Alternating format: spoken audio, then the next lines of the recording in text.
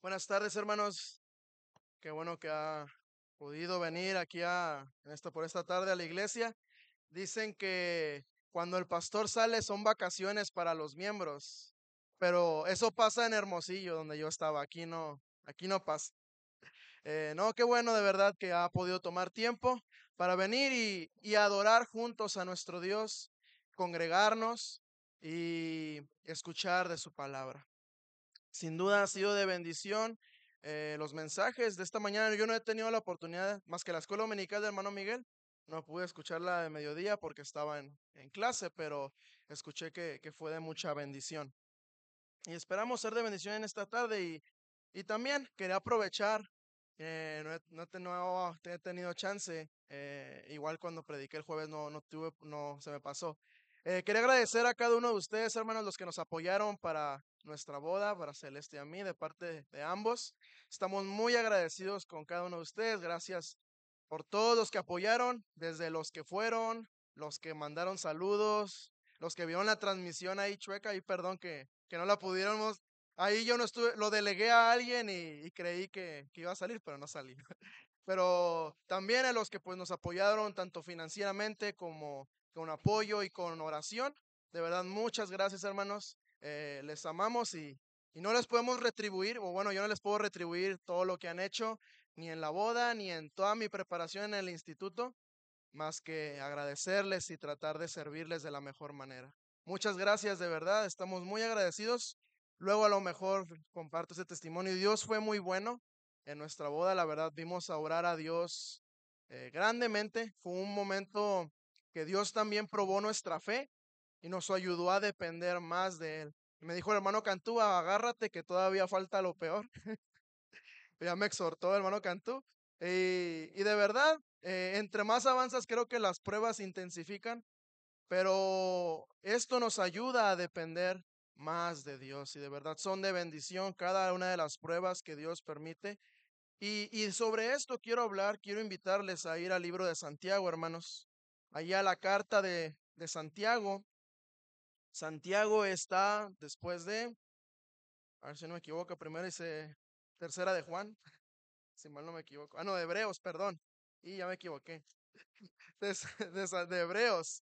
Y lo digo porque muchas veces, no sé usted, en lo personal, yo casi no he escuchado predicar a veces de tercera de Juan, segunda de Juan, Santiago, Judas. Son las cartas que normalmente a veces no se tocan. Incluso Hebreos nos predican de Hebreos 12, Hebreos 11, pero Hebreos tiene más capítulos, hermanos. Tiene 13 capítulos y a veces no sabemos qué hay en el 4, en el 5, en el 6. Y estas epístolas a veces no son tan predicadas. Santiago está dentro de un grupo de epístolas conocido como las epístolas generales.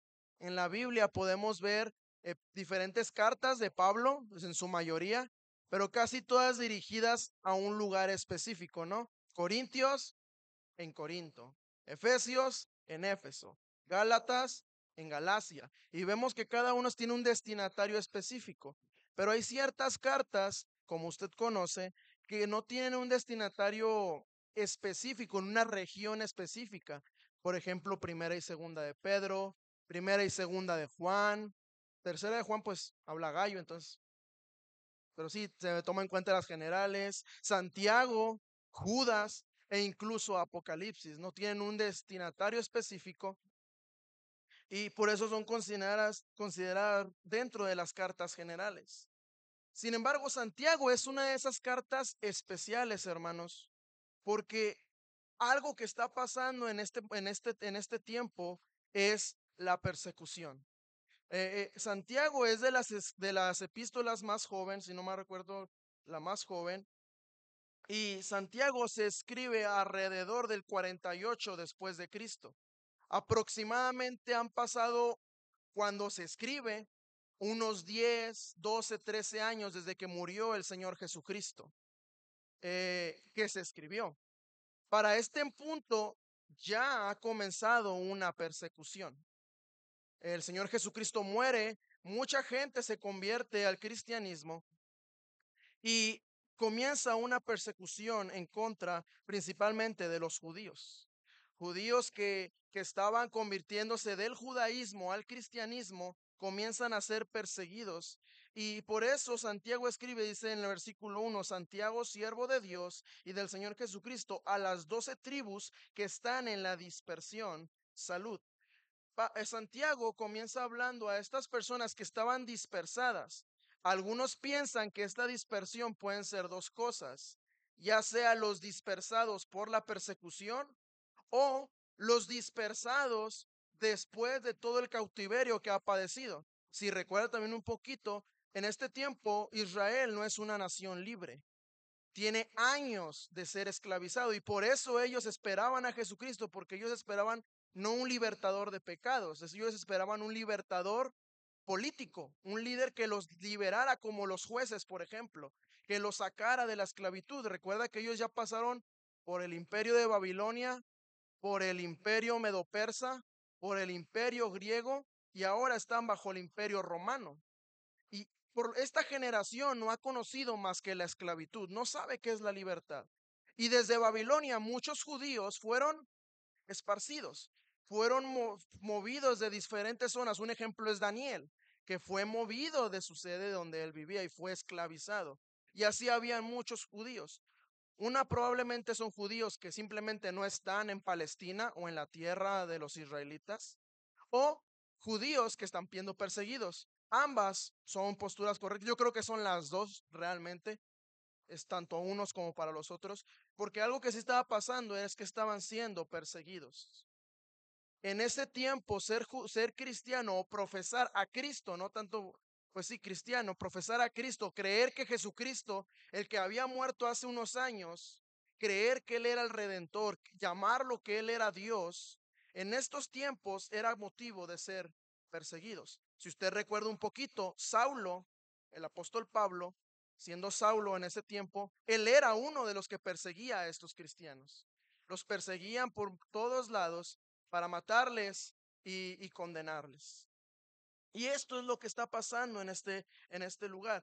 Las personas que estaban en este tiempo, sin duda, estaban experimentando grandes pruebas. La constante en la vida de cada uno de ellos eran grandes pruebas. Todos, sin duda, el que realmente se decía ser cristiano, estaba siendo perseguido, estaba siendo afligido. Y creo que era de pensarse si continuar o no en la fe. Probablemente habían dudas si realmente valía la pena seguir creyendo en Jesús. En este tiempo ellos estaban preguntando si valía la pena seguir creyendo todo lo que los apóstoles habían predicado. La mayoría de los apóstoles para este tiempo siguen vivos. Y realmente a veces ellos son las primeras generaciones que creen la primera generación que creen en Cristo después de que Él asciende al cielo. Y se preguntaban si estas promesas, usted y yo a veces no tenemos testimonio de grandes hombres. Tenemos generaciones enteras que han vivido por Jesús y vemos que vale la pena seguir a Jesús. Tenemos una Biblia entera en la que podemos ver, esto es real. Pero estos judíos no tenían esas bendiciones, hermanos. Realmente ellos estaban dudando si continuar o no, porque estaban pasando pruebas muy grandes, muy complicadas. El ser cristiano en este tiempo no solamente era motivo de, te mato, era una muerte lenta. Si usted estudia un poquito y le animo hay videos que te lo explican en 5 minutos. Si usted investiga un poquito del Imperio Romano y sus maneras de castigar a las personas y sobre todo a los cristianos, bueno, eran muertes lentas y dolorosas.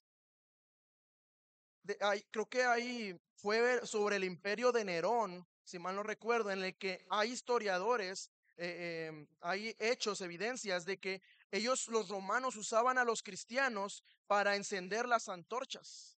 Los ponían sobre barrotes grandes, como no sé, los atravesaban y sobre ellos ponían cera y y ellos servían como antorchas.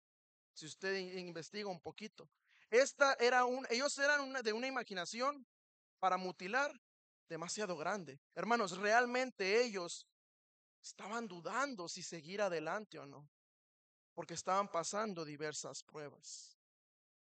Quiero hablarle, hermano, sobre la bendición de experimentar pruebas. La bendición sobre o la bendición de experimentar pruebas. Una característica de cada persona en este mundo es que de una u otra forma, usted y yo adivine qué vamos a experimentar. Pruebas. Van a haber problemas de salud, financieros, familiares y de muchos tipos de problemas. Sin duda, cada uno de los que estamos aquí, sin importar la edad, creo que la edad más joven que hay aquí tal vez sean 14, 15 años, hasta el más grande, todos hemos experimentado por lo menos una vez en nuestras vidas pruebas, problemas. Sin duda, todos los que estamos aquí hemos pasado por circunstancias en las que no hemos visto salida. Sin duda, en cierto grado usted ha sufrido. Tal vez usted no tiene persecución y no lo están buscando para matarlo, a menos de que deba en Coppel o deba en algo por el estilo, ¿no? Pero lo más probable es que no nos están persiguiendo, nuestra vida no está peligrando, tal vez. Eh, pero sin duda, de una u otra manera, ha sufrido. Tal vez ha sufrido por salud en su persona, o ha sufrido por salud de un padre, un hijo, un hermano, una hermana o algún familiar. Ha sufrido por la separación de algún familiar o de usted mismo. Tal vez ha sufrido por finanzas. Se acerca el mes y no hay de dónde. ¿Cómo hacerle? Tal vez ha sufrido sencillamente en su mente y en su corazón por depresión, ansiedad. Esos problemas que solo usted conoce porque nadie más puede ver. Tal vez usted ha sufrido. Y es una característica de cada persona, tanto de los que estamos aquí sentados como los que están caminando en la calle, hermanos. Todos, musulmanes, católicos, ateos, cristianos, todos pasamos por problemas. Todos. No existe nadie en este mundo que pueda decir, yo nunca he experimentado pruebas, mi vida ha sido color de rosa.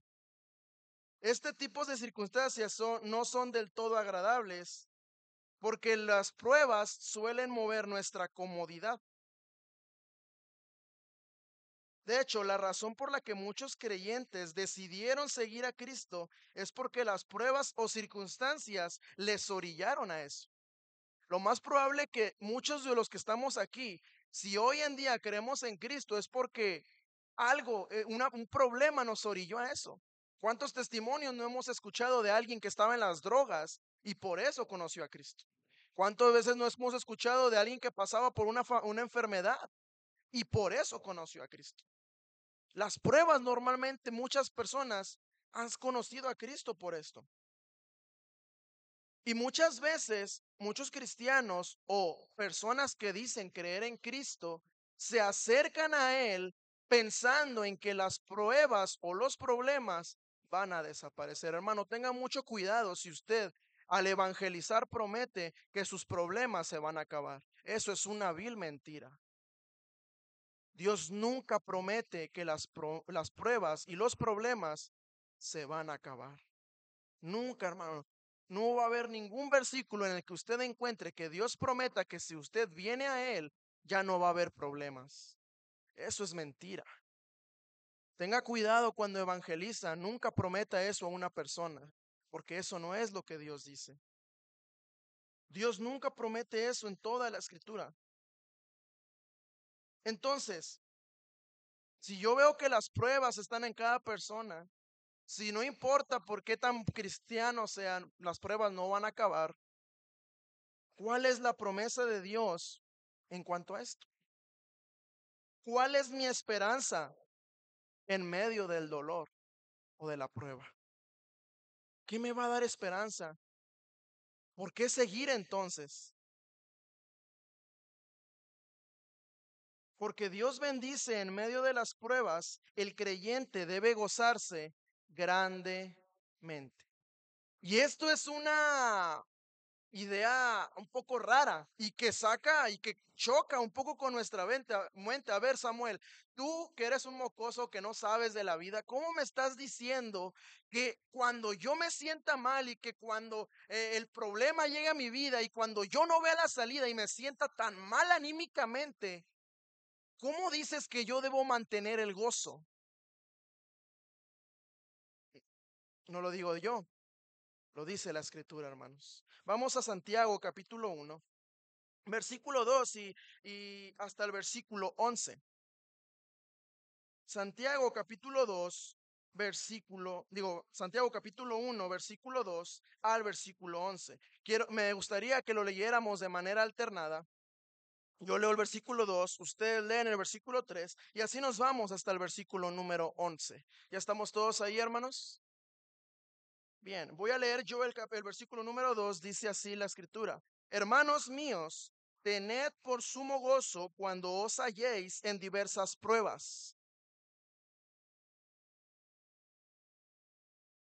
mas tenga la paciencia su obra completa para que seáis perfectos y cabales sin que os falte cosa alguna.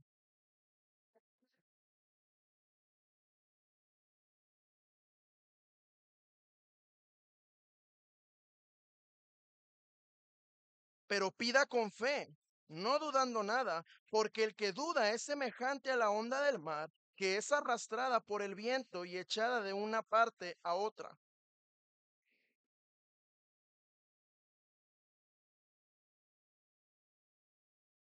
El hombre de doble ánimo es inconstante en todos sus caminos.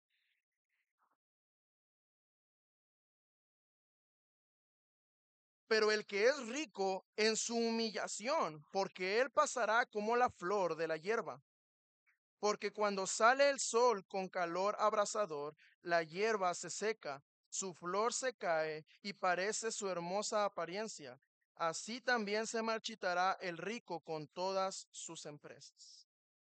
Estos 11 versículos van a hablar, incluso la lectura completa debería ser hasta el versículo 18.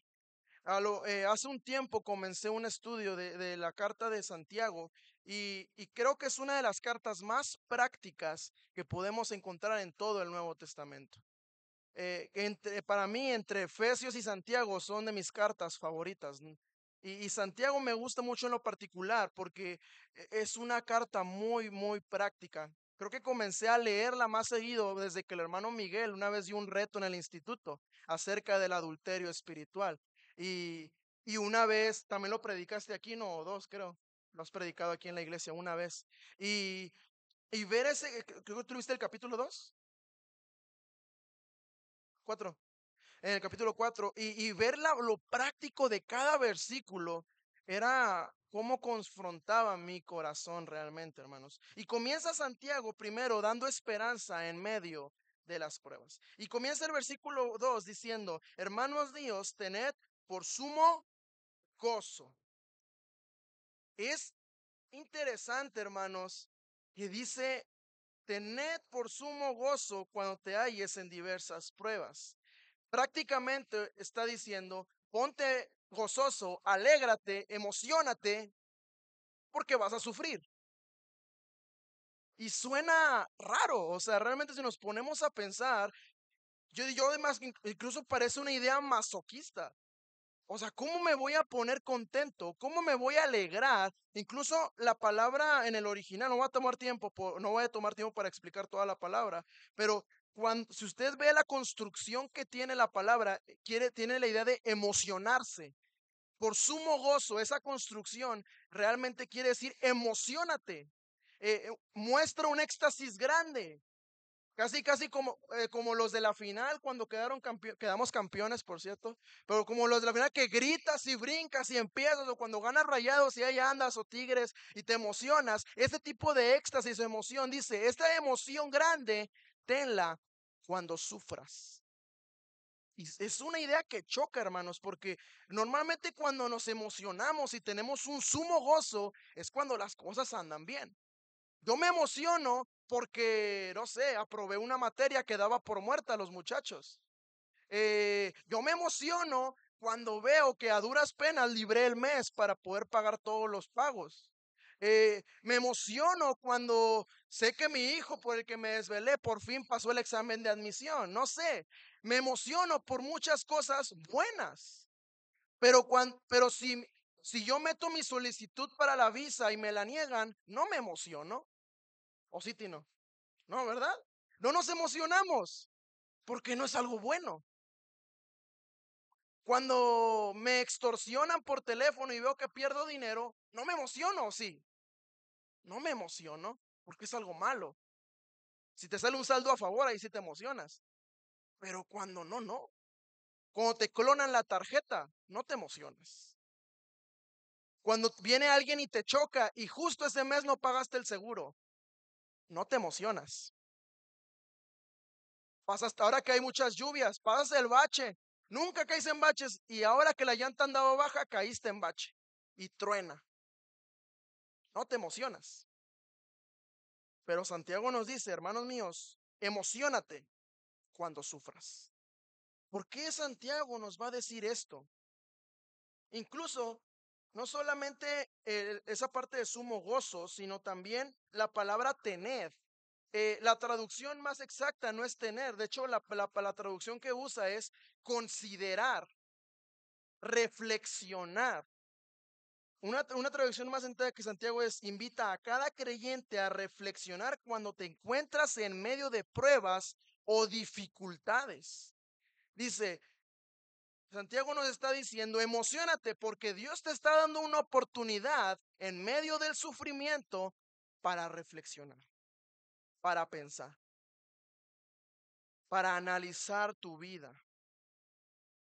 Cuando surjan las pruebas, en lugar de tristeza, en vez de dejar que la tristeza inunde, porque obviamente tampoco estamos locos, hermano, tampoco le pido que alguien llegue y le dé que lleguen y lo asalten y usted empieza a carcajearse. No, pues lo van a meter a un manicomio porque pues, van a decir, está loco.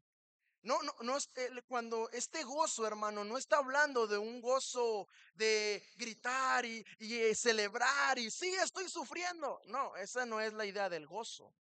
La idea del gozo que Santiago está dando tiene que ver con nuestro corazón, nuestro estado de ánimo. ¿Me explico?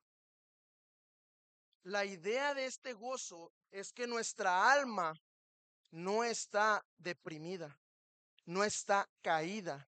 No dejamos que la tristeza, los malos pensamientos ataquen nuestro corazón, sino que mantenemos ese gozo. Sí, no recuerdo la cita ahorita y no la apunté, pero Pablo en una de sus cartas anima a los creyentes a estar siempre gozosos. Si Pablo anima a estar siempre gozosos, entonces no quiere, la razón no es, no, no es que siempre vamos a estar gritando o siempre vamos a estar celebrando, no, sino tiene que ver con el estado de ánimo. Obviamente no digo que si un día fallece un familiar, no vamos a venir aquí a la caja. No vamos a venir aquí a la caja a empezar a gritar, se murió, diría que insensible. Pero tenemos la esperanza de que Jesús le ha salvado. Si tenemos la esperanza de que Él va al cielo, hay un descanso en nuestro corazón. ¿Me explico, hermanos? Estamos gozosos. Incluso el pastor en Iglesias dice, estamos tristes porque ya no lo vamos a tener aquí, pero cierto modo tenemos gozo porque sabemos que Él está en un lugar mejor o ella. Sabemos que cualquier cosa no se va a comparar con estar en la presencia del Señor. Y hay un gozo en nuestro corazón. ¿Me explico? Cuando la tristeza inunda nuestro corazón, incluso se ve. ¿Nunca ha visto a alguien preocupado que anda así caminando, cabizbajo? Incluso hasta usted lo ve y dice, como que a este le fue mal. Porque se nota. Lo que el apóstol, lo que el Santiago está animando es, no dejes que la tristeza te inunde, tened por sumo gozo. Cambia tu estado de ánimo. No permitas que la tristeza invada tu corazón. Cuando aflicciones y problemas llegan a nuestras vidas, no debemos de permitir. Las pruebas no son en sí mismas motivas de gozo, pero lo que está diciendo es que esas pruebas no impidan el gozo del Señor. La respuesta lógica del creyente cuando es oprimido o afligido por los temores debe ser gozarse hasta lo sumo. Usted no debe permitir que la tristeza, que la necesidad y de cada una de sus problemas invadan el gozo que el Señor le puede dar. Ahora, haciendo un paréntesis grande, hermano, recordemos, dice que creemos, esta carta, este Santiago la está escribiendo a personas creyentes, hermanos en Cristo. De hecho, aquí no se ve muy bien, pero en el texto original usa la palabra adelphoi. Adelphoi, que viene de adelphos, quiere decir hermanos. Y puede ser una de dos, se refiere para hermanos en Cristo o hermanos de sangre. Creemos que Santiago lo está usando para referirse a los hermanos en Cristo. Santiago está hablando a creyentes y por ende entendemos que son gente que creen en Cristo y que tienen al Espíritu Santo y que usted y yo sabemos que más el fruto del Espíritu es amor, amor, gozo. Este gozo no es un gozo que cualquier persona puede tener. Este versículo no es para cualquier persona, hermano, es para aquel que ha creído en Cristo. Porque esto es algo que choca, no es lógico, pero es algo que solamente puede entender alguien que ha experimentado ese gozo que provee el Espíritu Santo. Tened por sumo gozo. Ahora, no solamente es tener gozo, porque sí, el versículo 3 nos va a seguir explicando cuál es la razón por la cual tú debes gozarte. ¿Qué es lo que tú debes tener algo en mente mientras te estás gozando y te estás emocionando por lo que viene en tu vida? ¿Por qué razón yo debo gozarme? Versículo 3, sabiendo que la prueba de vuestra fe produce paciencia. La razón por la que el creyente es bendecido en las pruebas es porque su fe es examinada y probada. Incluso hasta parece, ay, como que no me emociona mucho. Pero las pruebas en nuestras vidas, hermanos, ya sea financiera, ya sea social, ya sea familiar, ya sea de cualquier tipo, las pruebas van a permitir que usted y yo crezcamos, que usted y yo comprobemos nuestra fe. Porque es la razón que cuando una persona acepta a Cristo, pasa un tiempo, se le enferma un familiar o pasa un problema en su vida y deja de venir a la iglesia. ¿Cuál es la razón? Su fe fue probada. Y la fe que salió no era genuina. Cuando prueban el oro, y eso creo que es la ilustración que da Pedro en uno de sus pasajes, pero cuando prueban el oro, ¿cómo probamos si el oro es real o fidedigno? Aquellos que compran mucho oro, ¿cómo se le hace para saber si el oro realmente es bueno? ¿Por qué pasa? ¿Cómo? Por fuego. Pasa por una situación no muy cómoda, pero cuando el oro es simplemente chapa o cuando simplemente está pintado nada más, ¿qué va a pasar con ese metal? Se va a destruir. No va a pasar la prueba. Se va a quebrantar. Hermanos, las pruebas permiten que usted examine su vida si realmente su fe es genuina, si realmente está fundamentada o no. Hermano, cuando viene un terremoto, ¿cuáles son las casas que se caen? Las, hermano Pascual, usted que es ingeniero en construcción, ¿qué, si una, ¿cómo sé que una casa se va a caer en un terremoto? ¿Qué debe tener para que no se caiga más bien? Un buen un buen cimiento. Si no está bien cimentada, ¿qué va a pasar? Ahí ve Ciudad de México, se va a caer. Ahí ve, ¿alguien ya vio la plaza que está aquí atrásito? ¿Qué pasó con el huracán? Lo tumbó, la parte de atrás está caída. ¿Usted diría que estaba bien construida? ¿Le pusieron material del bueno? No, no era genuina la construcción. No era real, no era buena. El Señor Jesucristo permite que usted y yo pasemos por diversas pruebas para que nuestra fe sea probada, para que nuestra fe sea examinada. Dios va a permitir que usted y yo pasemos por diversas pruebas para que usted y yo probemos nuestra fe.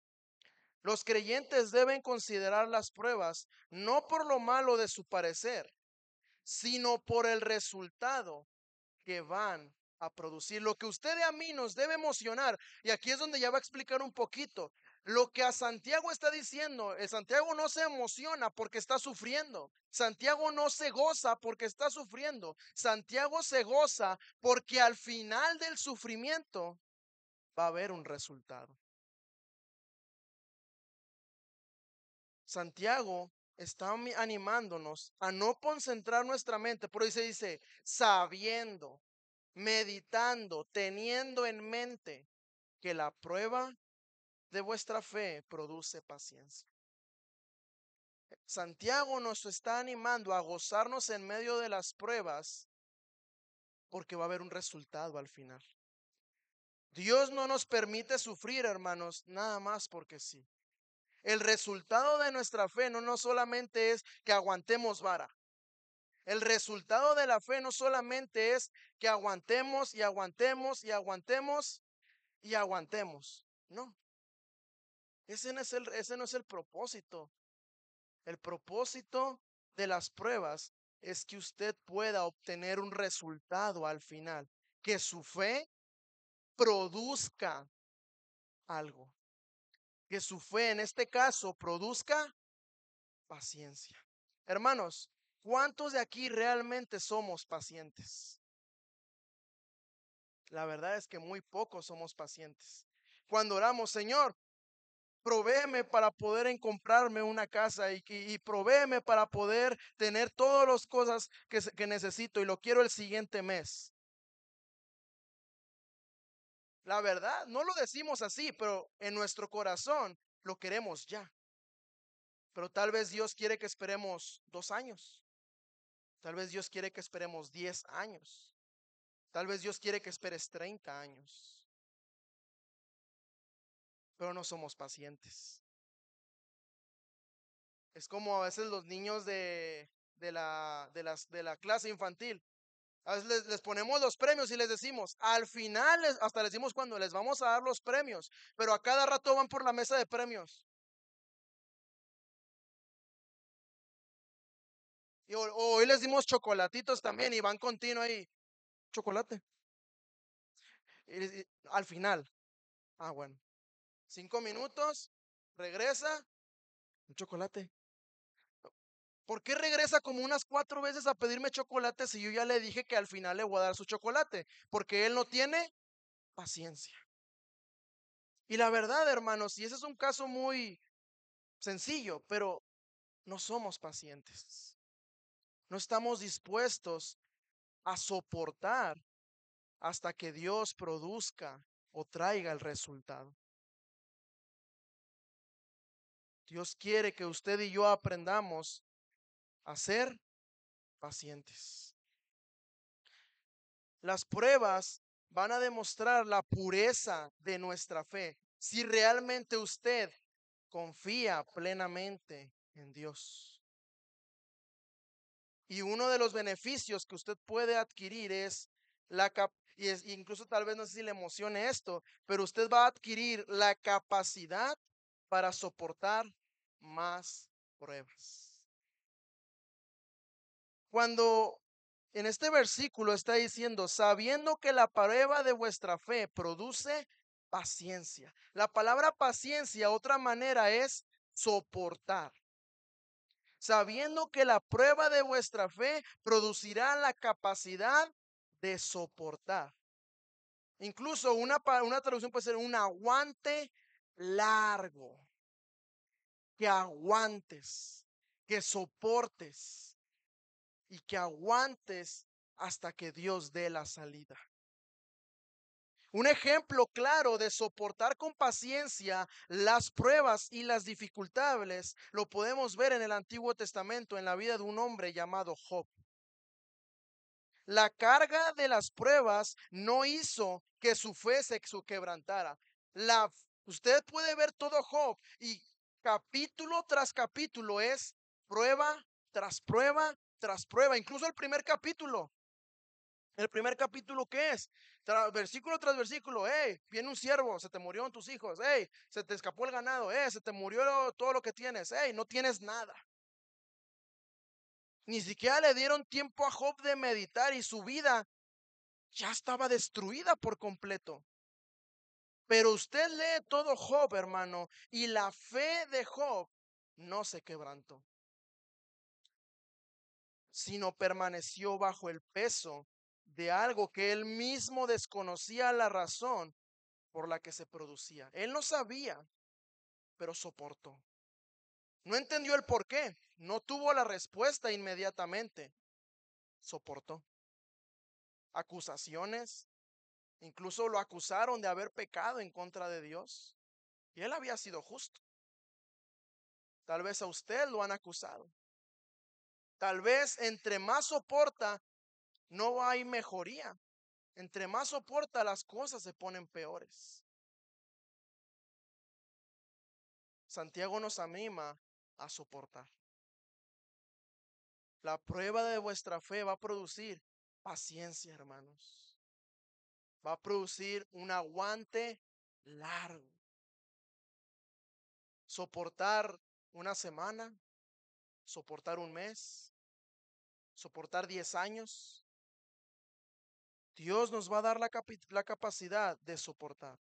En ningún momento Job mostró un espíritu de resignación, sino mostró un espíritu de perseverancia.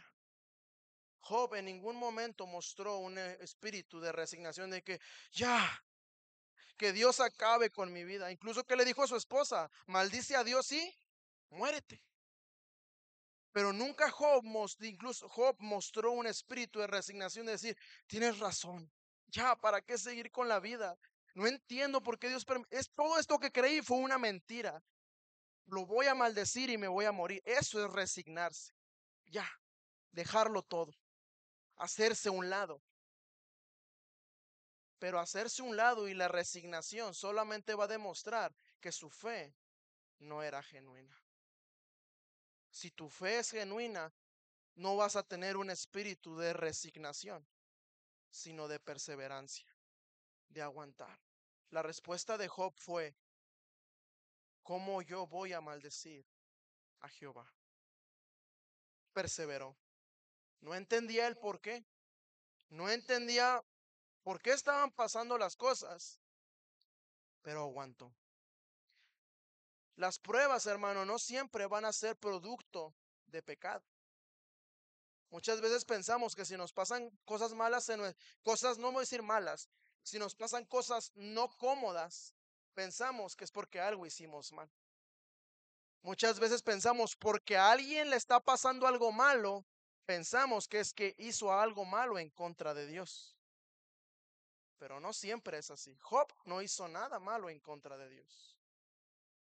¿Por qué le pasó? Dios estaba probando a Job. Hermano, si usted hoy en día está pasando por alguna prueba, tal vez Dios le está probando. Dios tiene un plan para usted, como lo tenía para Job. Usted necesita soportar. Y eso solamente va a pasar cuando su fe produzca paciencia. Si usted realmente hasta el día de hoy ha soportado, probablemente es porque su fe ha sido genuina, porque Santiago nos está prometiendo, los que tienen fe producen paciencia. Paciencia. Los que no tuvieron paciencia, lo más probable es que su fe no era genuina, su fe era falsa. Y después en este capítulo nos va a hablar un poquito más sobre la fe, sobre el asunto de que nuestra fe se demuestra. Ahora, no estoy diciendo que las obras garantizan tu fe, no, pero sin duda tu fe debe producir ciertas obras. En este caso nos habla de la paciencia. El hermano Víctor Cadena siempre decía, la fe con las obras comprueban tu fe. Las obras no producen fe, las obras comprueban tu fe. Primero es la fe, pero va acompañada de obras. Vienen las obras producidas por la fe. Repito, no se confundan, no estoy predicando que la salvación es por obras. Las obras no producen fe, las obras comprueban la fe. Y una de estas es a través de la paciencia. La resignación conduce a la derrota, pero la perseverancia, la paciencia nos conduce hacia el triunfo. Un triunfo que no conocemos, por eso necesitamos fe. Y todo va a recaer en esto, hermanos, la fe. La paciencia o la perseverancia es lo que permite esperar la intervención de Dios en medio de las tribulaciones. Y eso es lo que quiero tocar. Muchas veces no tenemos paciencia, hermanos, porque sencillamente usted y yo somos orgullosos. La paciencia evidencia un síntoma grande de orgullo. Y lo digo empezando por mí. Porque nos gusta tener el control de las cosas. Se siente feo no tener el control, ¿sí o no? La verdad, se siente feo no tener el control. Tener, más si usted es a lo mejor varón, aunque muchas hermanas también, pero cuando tú estás sin controlar las cosas, cuando tu futuro es incierto, cuando no sabes qué vas a hacer el día de mañana, te preocupa, incluso da miedo no tener el control de las cosas. Pero las pruebas van a ser, hermanos, que nosotros perdamos el control, porque tú no puedes controlar la salud. Por más pastillas, por más antibióticos, tú no controlas la salud. Por más plan financiero que hagas, hermano, tú no controlas la economía. Por más que te esfuerces o por más tiempo de calidad que procures en tu familia, tú no controlas el estado de tu familia. Y aquí entra junto con la paciencia, la dependencia de Dios. La paciencia o la perseverancia es lo que permite esperar la intervención de Dios en medio de las tribulaciones. Y esto lo podemos ver reflejado en un salmo. Vamos al Salmo 41 para que ahí agilice las manos tantito. Vamos al Salmo 40. Salmo número 40.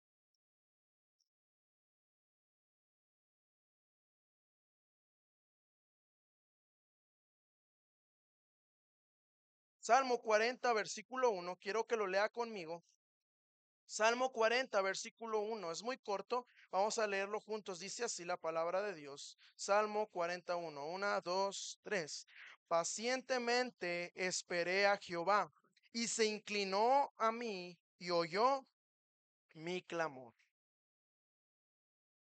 La paciencia, la perseverancia abre la puerta a dejar que Dios haga todo. ¿Tengo miedo? Sí, sí tengo miedo, pero voy a esperar en Dios que Él provea de una u otra manera. Dice el salmista, pacientemente esperé a Jehová. Y en un momento dado, dice, se inclinó a mí y oyó mi clamor. Y me hizo sacar del pozo de la desesperación, del lodo cenagoso, puso mis pies sobre peña y enderezó mis pasos, Pasó luego en mi boca cántico nuevo, alabanza a nuestro Dios. Verán esto muchos y temerán y confiarán en Jehová. La paciencia va a permitir que usted vea obrar a Dios. Muchas veces, hermano, usted no ha visto obrar a Dios. Usted ve aquí llegar a misioneros y el misionero o los estudiantes del IPE les dice, Dios proveyó para mi cuenta y que Dios hace milagros. Y ve al misionero y dice, no, que Dios nos dio tales cosas. Y usted dice, yo nunca he visto esas cosas. Yo no sé por qué dicen, porque a ellos les pasan tan, a nada más a los misioneros Dios les hace milagros. Porque a nosotros no nos pasan esas cosas. Probablemente usted no ha permitido verlos, usted no ha podido ver los milagros de Dios porque no ha tenido paciencia. Porque la paciencia permite la intervención de Dios en medio de las tribulaciones. Tened por sumo gozo cuando halléis en diversas pruebas, porque vuestra fe producirá paciencia.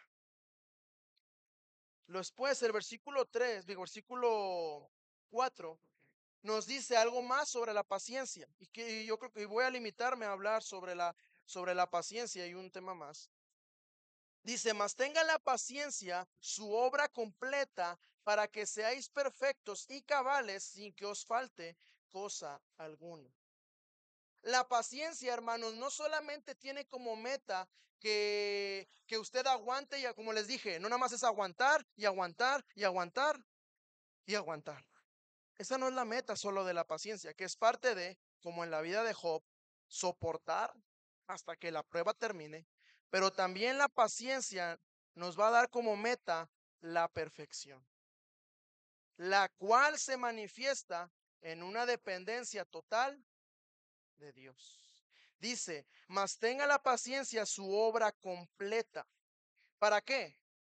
Para que seáis perfectos y cabales sin que os falte cosa alguna, hermanos. No, a veces pensamos, y a veces esa es nuestra, bueno, esa es mi perspectiva materialista. No sé si todos lo vemos así, pero yo cuando leía este versículo, dice, si que os falte cosa alguna, yo estaba pensando realmente en dinero, si le soy sincero. Yo estaba, ok, entonces aquí promete que si yo tengo paciencia, a mí no me va a faltar nada a fin de mes. Aquí está prometiendo que si yo tengo paciencia, mi salud va a ir como debe ir. Que si yo tengo paciencia, mi familia va a estar estable. Pero aquí Dios no está prometiendo esto. Mira el contexto en el que está hablando. Está hablando que nuestra fe va a producir paciencia. Está hablando sobre los frutos de nuestra fe. Sin que os falte cosa alguna, está hablando sobre su fe. El tema sigue siendo la fe. El propósito de soportar con paciencia las pruebas es que usted va a crecer espiritualmente y va a ser un creyente maduro. Ese es el propósito de la paciencia, hermanos. Porque Él ya nos ha bendecido con toda bendición espiritual. Pero solo falta que usted y yo, como nos predicaba hace unos meses el hermano Isaí en Pedro, que ejercitemos la piedad, que nos desarrollemos en el fruto del Espíritu. Y eso va a venir por medio de las pruebas. Los que aquí son maestros o estudian educación, ¿cómo saben que realmente un alumno ha aprendido? ¿Qué se le pone al final? Pruebas. Los músicos que hacen aquí en la academia, ¿por qué ponemos a los niños aquí a tocar? ¿Porque queremos exhibir que no saben nada? No. ¿Porque queremos humillarles en público? No. Ponemos aquí a niños a tocar y ponemos aquí a los estudiantes grandes incluso a tocar porque queremos que demuestren que han crecido musicalmente hablando. Se les pone una prueba. Y las pruebas, que usted está aquí viendo el resultado, pero usted no vio detrás cómo el niño batalló semana tras semana practicando y ensayando, incluso tal vez llorar. Yo me acuerdo cómo mi mamá me obligaba a practicar y yo lloraba, hermanos. Yo me acuerdo, pero cuando yo practiqué aquí, cuando yo toqué aquí, no vieron eso.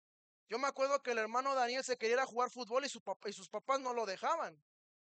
Pero vemos cómo tocan aquí enfrente, vemos el resultado, pero no vemos el proceso. Sufrir, batallar, negarse a sí mismos, soportar con paciencia. Igualmente, hermanos, nosotros normalmente vemos a hombres de Dios como el hermano Galván que va a venir y vemos, esos sí son hombres de Dios. Vemos al pastor Ramos y decimos, vemos a nuestro pastor y decimos, no, pues el pastor que va a andar batallando, uno que es mortal. Pero hermanos, vemos el resultado el resultado final o el resultado casi final, los más grandes. Vemos al hermano Lino y decimos, tremendo hombre de oración. Oh, es que a él sí Dios lo capacitó. No, hermanos, es que estamos viendo el resultado de una vida en dependencia de Dios. El problema es que nosotros no hemos soportado las pruebas con paciencia, esperando la madurez espiritual. Hermano, la meta de nosotros no es tener bienes materiales. La esperanza para su hijo, hermano, no debe ser que acabe una licenciatura, perdóneme. Es parte de, y sí, póngalos a estudiar. Pero esa no es la meta final. La meta de los que nos vamos al instituto no es que salgamos con una tesis terminada. El propósito de usted trabajar todos los días y el andar aquí en la vida no es sobrevivir y no morirse de hambre. Ese no es el propósito, hermanos. El propósito es crecer y conocer más a nuestro Dios. ¿Y sabe cómo lo va a conocer? Soportando a través de diversas pruebas con paciencia. Y yo sé, hermano, que incluso podría sonar un poco hipócrita de mi parte al tener apenas 24 años y no compararme con los años que usted lleva por delante, hermano, pero la escritura y mi esperanza está no en que mi pastor me lo prometió, no en que el hermano Tommy Ashcraft me dijo que si yo soportaba iba a llegar a lo que él es hoy. No, mi esperanza está en que aquí en la santa palabra de Dios, hermanos, me promete que al final de tanto sufrimiento, al final de que mi vida está tan agotada que llego a llorar y a arrodillarme de no poder más con la presión, me promete que al final va a haber perfección, va a haber madurez, va a haber relación con Dios, hermanos. Y Santiago aquí está ayudando a los cristianos que están, recuerde a quién está escribiendo, son creyentes que están siendo latigados. Probablemente hay niños que no han visto a sus padres porque los separaron. Hay padres que incluso enfrente de sus ojos vieron morir a su familia. Y a ellos, esos creyentes, les está diciendo, hey, no pierdan el enfoque. La meta es Cristo. Tú vas a soportar esto porque al final él va a traer un resultado, una relación con Dios. La esperanza no está en dejar de sufrir.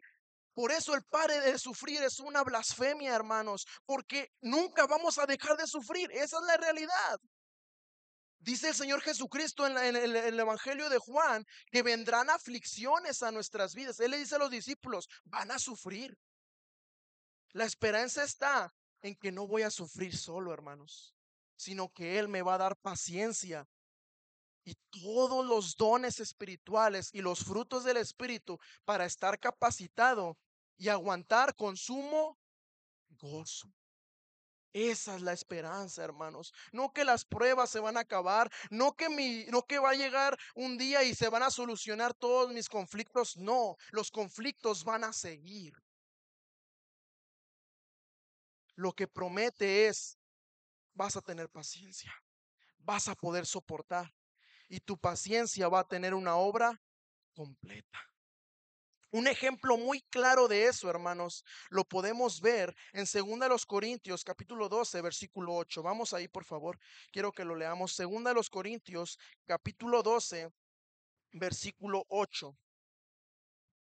2 Corintios capítulo 12, versículo 8 nos dice, bueno, desde el 7, y para que la grandeza de las revelaciones no me exaltase desmedidamente, me fue dado un aguijón en mi carne, un mensajero de Satanás que abofeté, para que no me enaltezca sobremanera. Respecto a lo cual 3 veces he rogado al Señor que lo quite de mí. ¿Y qué le responde Dios? Bástate mi gracia, porque mi poder se perfecciona en la debilidad.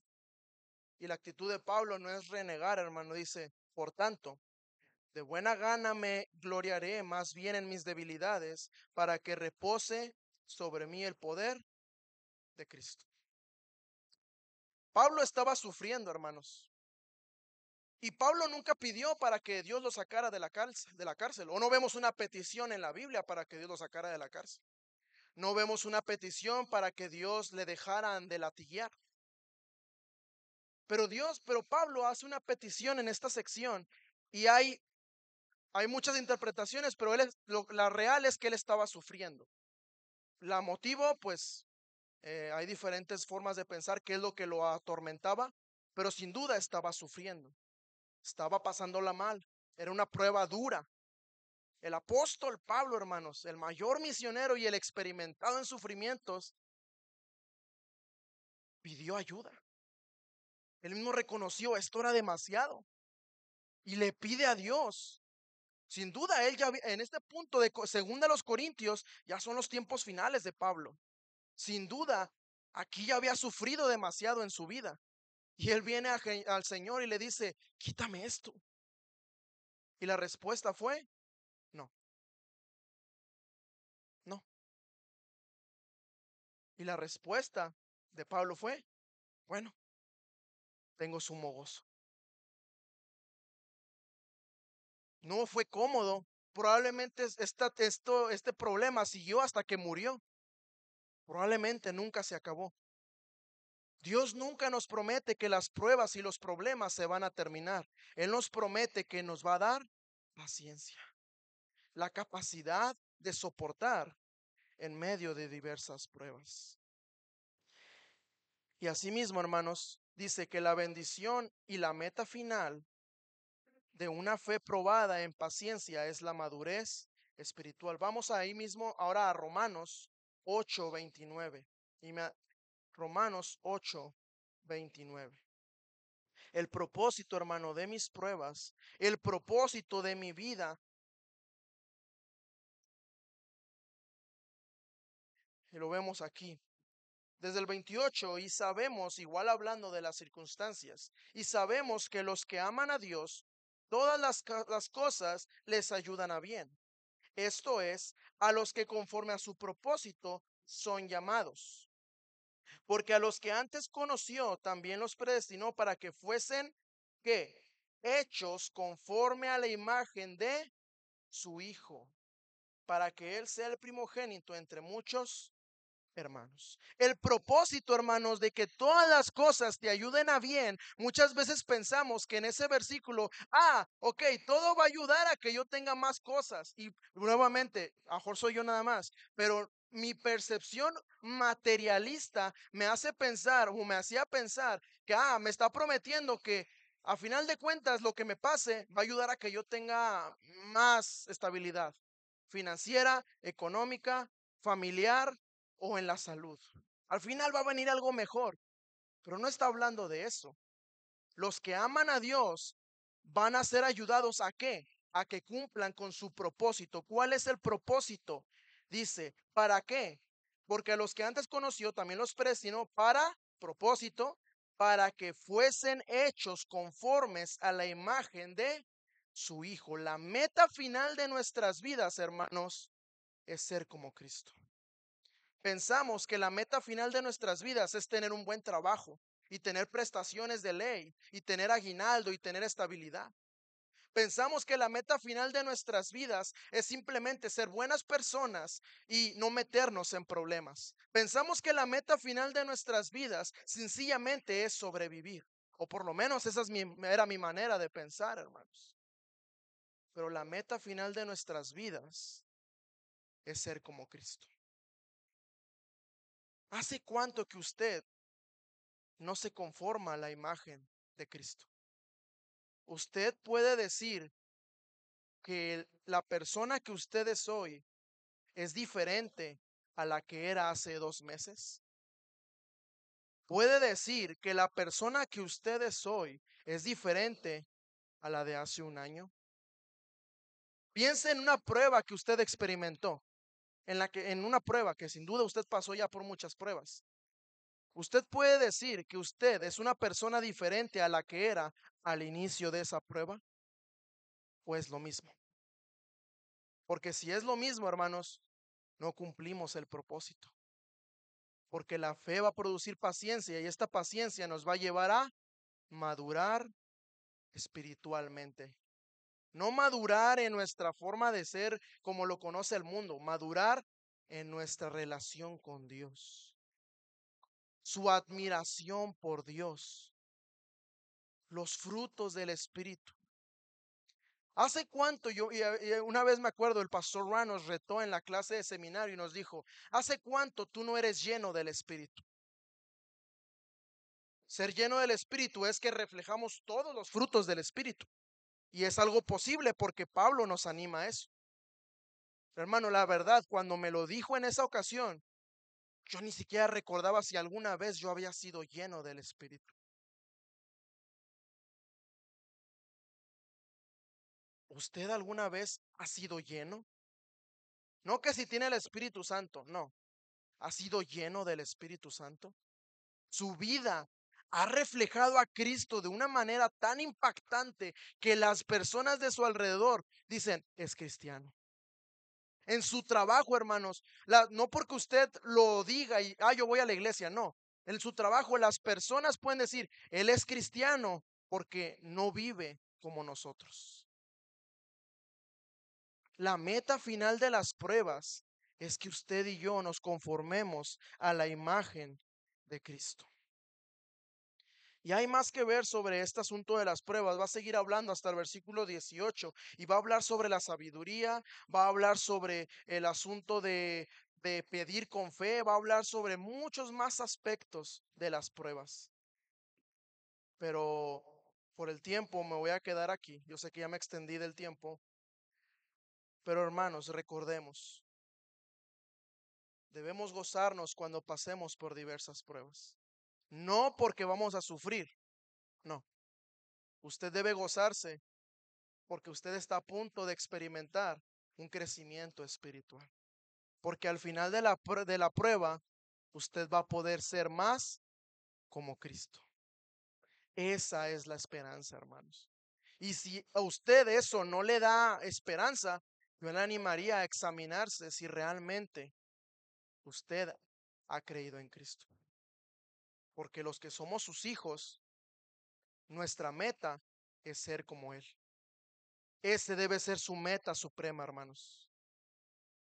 Si usted, tal vez usted no tiene la mejor ropa, tal vez usted no tiene el mejor auto, no tiene la mejor casa, no tienes el mejor salario, no tienes el mejor estilo de vida, pero si tu vida se parece cada vez más al carácter de Cristo, hermano, tienes todo. Porque esa es la meta final, ser más como Cristo. Cristo no nos salvó, hermanos, para vivir unas vidas agradables y disfrutables. No, Cristo nos salvó para que seamos como Él, para que vivamos esta vida como Él anduvo, dice Primera de Juan. Ese es el propósito de las pruebas. Gócese cuando usted tenga pruebas, no deje que la tristeza lo oprima. Anímese porque viene un resultado final y tenga paciencia, soporte, porque al final hay esperanza. Al final hay fruto y esa es una relación con Dios cada vez más cercana. Vamos a orar. Padre, gracias por lo bueno que eres. Gracias por tu amor.